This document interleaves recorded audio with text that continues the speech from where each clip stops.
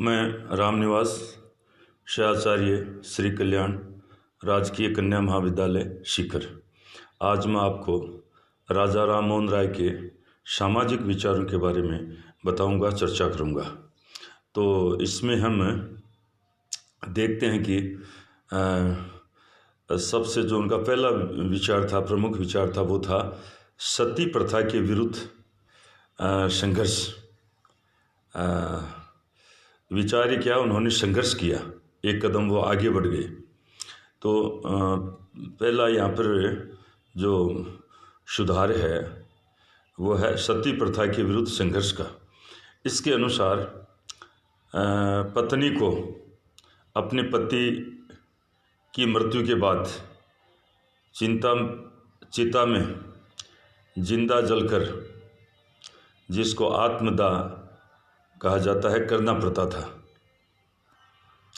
1811 में राय के भाई जगमोहन की मृत्यु होने पर उनकी चिता पर अपनी भाभी को जलते हुए देखकर उन्होंने उसी समय प्रण किया कि वे जब तक इसे समाप्त नहीं करवा लेते तब तक शांति से नहीं रहेंगे। राय का कथन था, नारी को स्वर्ग का प्रलोभन दिखाकर उसे मरने के लिए बांध देना सबसे पापपूर्ण कार्य है। उनका प्रश्न था, चिता की जलती ज्वालाओं में मरना यदि इतना ही पवित्र है तो अपने माता पिता व पत्नी की चिता पर पुरुष क्यों नहीं जलता। 1818 में इसके विरुद्ध एक आंदोलन छेड़ा, जिसके फलस्वरूप लॉर्ड बेंटिंग ने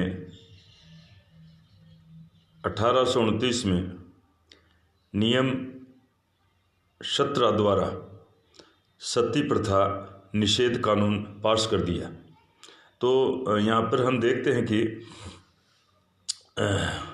एक महिला है, पत्नी है, उसका पति मर जाता है तो उसको स्वर्ग का लालच दिखाकर उसको उसके साथ ही चिता में जिंदा जलकर मरने के लिए मजबूर कर दिया जाता था, समाज के द्वारा ही, समाज की वृद्ध महिलाओं के द्वारा। और तो फिर उनके घर में ही उनके बड़े भाई जगमोहन की मृत्यु पर उनकी भाभी जी, जो उनसे एक माँ से भी ज़्यादा प्यार करती थी,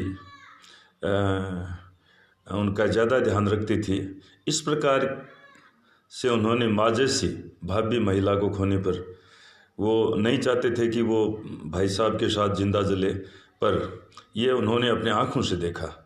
तो उन्होंने एक प्रण ले लिया कि मैं जब तक इस क्रूर और निर्दयी सती प्रथा को बंद नहीं करवा दूंगा तब तक मैं चैन से नहीं बैठूंगा।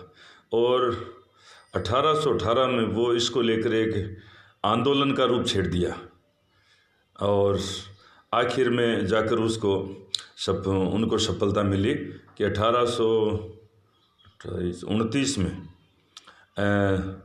लॉर्ड विलियम बेंटिंग ने एक कानून पास कर दिया, नियम 17 द्वारा अब सती प्रथा का किसी भी प्रकार से आयोजन, मंडन, उसमें भाग लेना, वो सब अपराध की श्रेणी में आ जाएगा। उसको सख्त सज़ा मिलेगी जो भी इसमें भाग लेंगे। इस प्रकार का करते कभी किया गया या पाया गया तो इस प्रकार से उन्होंने एक संघर्ष के माध्यम से इसके विरुद्ध कानून भी पास करवा लिया था। दूसरा, विधवाओं के पुनर्विवाह का समर्थन। उन्होंने युवा विधवाओं के जीवन में नई आशा तथा विश्वास का संचार करने की दृष्टि से उनके पुनर्विवाह का समर्थन किया। इसके अंतर्गत प्रौढ़ विधवाओं को शिक्षित तथा आत्मनिर्भर बनाने पर बल दिया।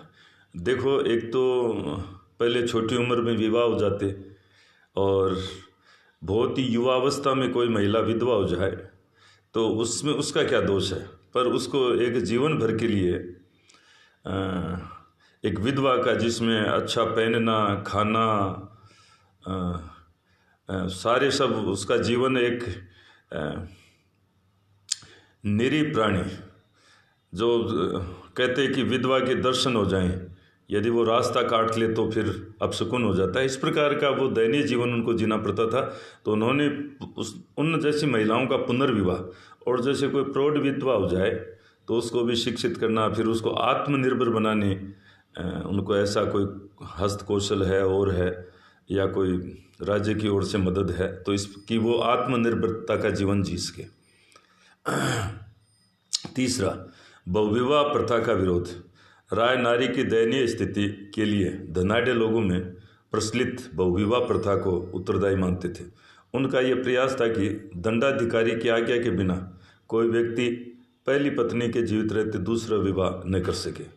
देखो इसमें क्या हो जाता था, कई बार हम गांव में देखते हैं कि एक पत्नी के बच्चा नहीं हुआ, तो उस समय ये मेडिकल साइंस इतना उन्नत नहीं था, तो उस बच्चा न होने का पूरा दोष एक स्त्री पर मंडा जाता था, जबकि उसके लिए पुरुष में कोई कमी हो सकती है, उस पर ध्यान नहीं दिया जाता था। तो दूसरा विवाह किया जाता, उससे भी नहीं तो तीसरा, इस प्रकार से तीन तीन स्त्रियों का जीवन बर्बाद कर दिया जाता। यदि वो दूसरे जगह जाती तो वो माँ बनती उसको, तो ये तो एक इसका उन्होंने विरोध किया। और धनाढ़ लोगों में यह परंपरा थी कि जैसे मेरे 20 घोड़े हैं, 20 गायें हैं, उसी प्रकार से मेरे 3-4 पत्नियां हैं, तो वो एक अच्छा धनाढ़ होने का, सामाजिकता का प्रतीक माना जाता था। ये कुरीतियाँ थी उस समय लोगों का, ये इस प्रकार के वो विश्वास और परंपराओं में पलते डलते थे, तो उनका इन्होंने विरोध किया। और यदि एक पत्नी जिंदा है, उसके रहते हुए यदि कोई दूसरा विवाह करता है तो दंडाधिकारी, न्यायाधीश ही वो अनुमति दे सकता है, अन्यथा नहीं।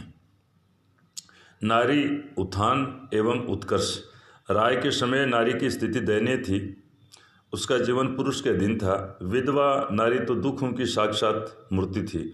उन्होंने नारी को इस स्थिति से उबारने के लिए उसको शिक्षा और आर्थिक दृष्टि से उसकी आत्मनिर्भरता, स्त्री पुरुष समानता पर जोर दिया।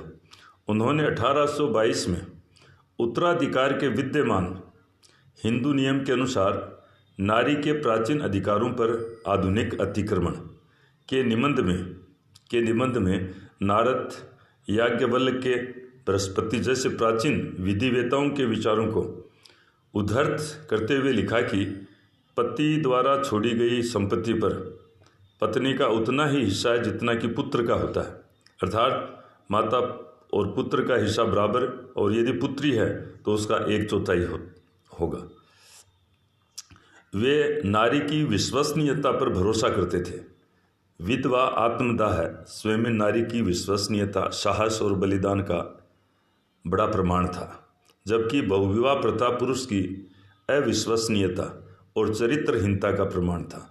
तो ये इस प्रकार से नारी उत्थान और उत्कर्ष को लेकर उन्होंने जो उत्तराधिकार के नियमों में कि जो प्राचीन समय में याज्ञवल्क्य आदि ने जो आदि विधिवेताओं के समय जो नारी की स्थिति जो सम्मानजनक थी उसको पुनः लाने के लिए, और उत्तराधिकार में संपत्ति का पुत्र के बराबर हिस्सा और पुत्री का 1/4, ये सब उनकी बहुत बड़ी राजा राम जी का योगदान था हमारे समाज को। और आज भी किसी न किसी रूप में उसका पालन, वो उनका ही प्रभाव है कि बहुत से सुधार किए जा रहे हैं, सुधार किए हैं हमारी वर्तमान सरकारों ने भी। और नारी तो बहुत राजा राम जी के प्राणों की रक्षा नारी ने की थी। वो जब लामाओं के वहाँ गए हिमालय और उधर जीवन संकट में पड़ गया तो महिलाओं ने उनको बचाया था। तो उनका दृढ़ विश्वास था कि नारी विश्वसनीय होती है, देवी रूप में होती है, जबकि पुरुष है वो अविश्वसनीय होता है, चरित्रहीन होता है। तो इतना वो। अगला, संकीर्ण जातीय भावनाओं का विरोध। राय आधुनिक भारत में पहले व्यक्ति थे जिन्होंने ये जान लिया था कि जाति व्यवस्था ने समाज को खोखला बना दिया था। अतः उनका कथन था कि जाति को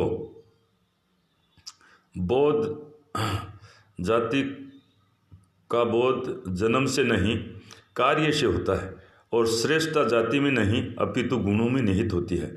उन्होंने अंतर्जातीय विवाह पर जोर दिया। तो इस प्रकार से उन्होंने इसमें भी बहुत बड़ा उस जमाने में उस समय काम किया। और आधुनिकतावाद का समर्थन, राय लोकतंत्रवादी और मानवतावादी थे। उन्होंने न केवल स्त्री पुरुष समानता पर जोर दिया बल्कि नागरिक अधिकारों, विचारों की अभिवृद्धि और प्रेस की स्वतंत्रता की मांग भी की थी। वे निरंकुश शासन के विरोधी और संविधानवाद के समर्थक थे। और अंत में हम कह सकते हैं कि राय भारत के प्रारंभिक उदारवादियों में से थे। वे सामाजिक उपयोगिता और मानव कल्याण के आधार पर राज्य के हस्तक्षेप को स्वीकारते थे। वे इतने प्रगतिशील थे कि उन्होंने कहा था कि जमीन पर प्रथम अधिकार जमीन जोतने वाले का है। और इस प्रकार राय महान सुधारक थे जिन्होंने तत्कालीन हिंदू धर्म और समाज में प्रचलित क्रूर एवं निर्दयी कुरीतियों को मिटाने का अथक प्रयास किया और उनको इसमें सफलता भी मिली। तो आज मैं यहीं मेरी वाणी को विश्राम देता हूँ और आपको बहुत बहुत धन्यवाद।